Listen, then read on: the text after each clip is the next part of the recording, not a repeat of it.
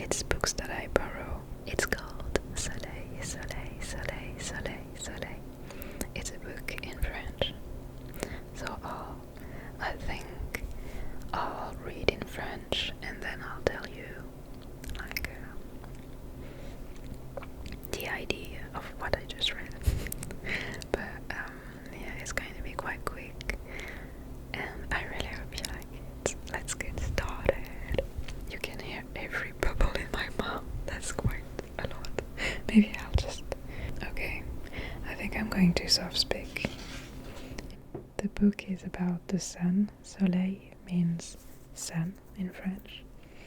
It's a book about myth, history and society around the sun. So this book starts with an excerpt from Albert Camus' Nos. And yeah, let's go. I'll try and put the book inside but not too much. I can't really see myself.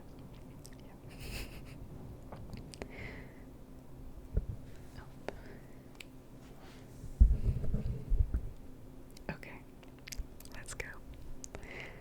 Tout à l'heure, quand je me jetterai dans les absinthes pour me faire entrer leur parfum dans le corps, j'aurai conscience, contre tous les préjugés, d'accomplir une vérité qui est celle du soleil et sera aussi celle de ma mort. Dans un sens, c'est bien ma vie que je joue ici. Une vie à goût de pierre chaude, pleine de soupirs de la mer et des cigales qui commencent à chanter maintenant. La brise est fraîche et le ciel bleu. J'aime cette vie avec abandon et je veux parler avec liberté.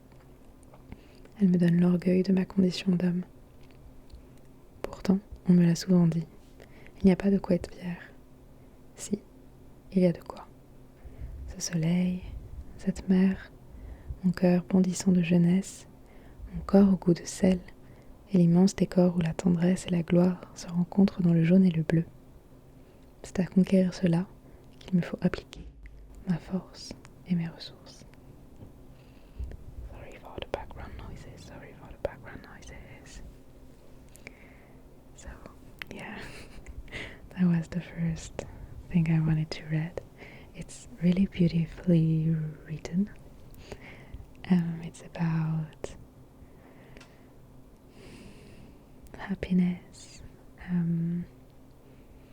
He's talking about what the sun does to him in a way.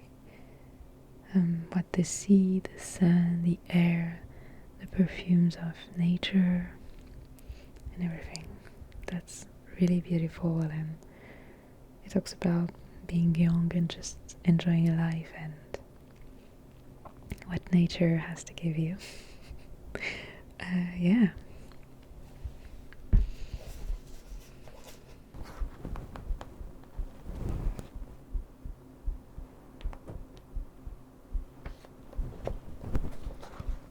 The wisdom of the awakened men.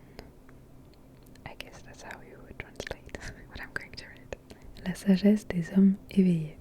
Quand on parle du soleil, on ne parle donc pas seulement des sciences, de prospérité et de civilisation, on parle aussi de l'idée que les sociétés humaines se font de la vie bonne. Le bonheur n'est pas un concept défini, il est plutôt une image. Lorsque l'on y pense, on ne définit pas une notion, on se figure quelque chose. Et on a du mal à forger cette image du bonheur sans un peu de lumière. On le verra plus loin. Le soleil est un élément primordial du décor des utopies et des âges d'or à travers l'histoire. Les dieux parlent dans le soleil et l'odeur des fleurs. Depuis le XXe siècle, nous associons le soleil au divertissement. Le soleil, c'est le bonheur, léger des vacances, la brise de la mer sur la peau nue, les longues balades à vélo. Le soleil est aussi associé à la liberté, liberté de ne pas travailler ou liberté des mœurs. Les hommes et les femmes en font l'allié objectif de leur désirabilité sociale et sexuelle. Je pensais à la couleur que j'avais obtenue lors de ma dernière exposition au soleil. J'avais un assez beau hâle, semblable au bronze, dit l'un des personnages de Scott Fitzgerald. Pour nous, la vie bonne ne serait peut-être pas aussi bonne sans lumière.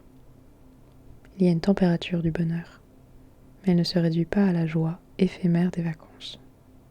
De manière plus philosophique, le soleil peut être, pour ceux qui savent l'apprécier, un allié du quotidien et la garantie d'une vie bonne. Ce mariage du bonheur humain et de la lumière n'est pas de l'ordre du symbole ou du mythe. C'est une affaire très concrète qui se déroule dans la matérialité de l'existence, dans cette difficile science de vivre dont parlait Camus, sur laquelle l'homme n'a jamais cessé de s'interroger partout et en tout temps.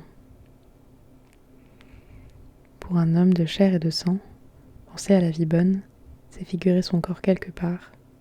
La vie bonne a un air, une atmosphère, des terres, un temps.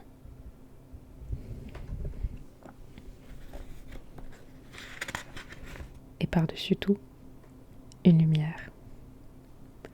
Les adorateurs du Sud en font un axiome. Les civilisations anciennes ne l'ignoraient pas. Un sage ne marchait pas sur le chemin escarpé des abstractions. Il cheminait avec la nature elle-même. La sagesse consistait à étreindre le rythme de la nature, et la lumière du soleil en étant le chef d'orchestre. Pour la sagesse romaine, par exemple, le soleil était désiré non seulement comme la source de toute fécondité dans la nature, mais comme l'astre dispendieux de lumière. La lumière était désirée pour elle-même. On ne parlait pas alors de bien et de mal. Une vie sans lumière n'était tout simplement pas une vie. Et si l'on voulait vivre la nuit, alors on en manquait le sens. C'est pourquoi l'idéal de la vie bonne devrait être contenu dans les limites de la journée. On retrouve cette idée dans un courant philosophique dominant dans la société grecque et romaine, la philosophie stoïcienne. Penses-tu qu'ils sachent comment l'on doit vivre, ceux qui ignorent quand il faut vivre ? Interroge Sénèque. La lumière du jour n'était pas un détail du décor, elle était la norme qui devait régir la vie. La folie, c'était déborder au-delà des limites de la lumière naturelle. Sénèque se moque de ceux qui vont se coucher quand l'ombre se dissipe et que le jour se lève. Il ne comprend pas ces hommes qui payent cher les bougies alors que le soleil dispense la lumière gratuitement. Eut-on jamais des yeux pour s'en servir que la nuit ? Se récrie-t-il. La diffusion massive de la lumière artificielle a contribué, à l'époque moderne, à dissocier notre rythme de vie de celui du soleil. Sénèque en aurait été horrifié. Mais il ne tient qu'à nous d'en tirer malgré tout les leçons. Le soleil n'est pas seulement une conquête technique, c'est aussi une conquête spirituelle. Et parfois, il semble que nous ayons oublié la sagesse des hommes éveillés. À nous de la retrouver. Great.